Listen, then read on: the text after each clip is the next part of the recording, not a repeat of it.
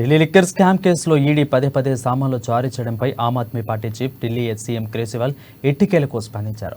Enforcement directorate పంపిన సామాన్లు చట్టవిరుద్ధమైనని అభివర్ణించిన ఆయన వాటికి సమాధానం చెప్పేందుకు సిద్ధంగా ఉన్నానని తెలిపారు. అయితే వీడియో కాన్ఫరెన్స్ ద్వారా మాత్రమే విచారణకు హాజరయ్యేందుకు సిద్ధమని తెలిపారు. ఈ నెల 12న తర్వాత ఇన్వెస్టిగేషన్కు హాజరయ్యేందుకు సమయం ఇవ్వాలని ఆప్ ఈడీకి తెలిపింది. ఈ కేసు విచారణలో భాగంగా ఈడీ కేజ్రీవాల్కు ఇప్పటికే 8 సార్లు సమన్లను జారీ చేసింది. ఇక గత నెల 27న చివరిసారిగా నోటీసులను పంపించింది.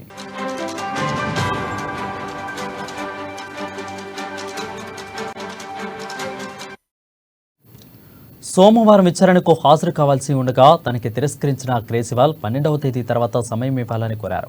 కాగా ఈడీ సమన్లను కేజ్రీవాల్ పలుమార్లు దాటివేయడంతో దర్యాప్తు సంస్థ రౌస్ అవెన్యూ కోర్టులో పిటిషన్ దాఖలు చేసింది. దీనిపై మార్చి 16న విచారణ జరగనుంది. అయితే గతంలో ఈ వ్యవహారం కోర్టు పరిధిలో ఉన్నందున కేజ్రీవాల్ విచారణకు హాజరు కాలేరని, కోర్టు నిర్ణయం వచ్చే వరకు ఈడీ వేచి ఉండాలని ఆప్ తెలిపింది. కానీ ఈ నేపథ్యంలో ఇన్వెస్టిగేషన్ సిద్ధమని ప్రకటించడం ప్రాధాన్యతను సంతరించుకుంది.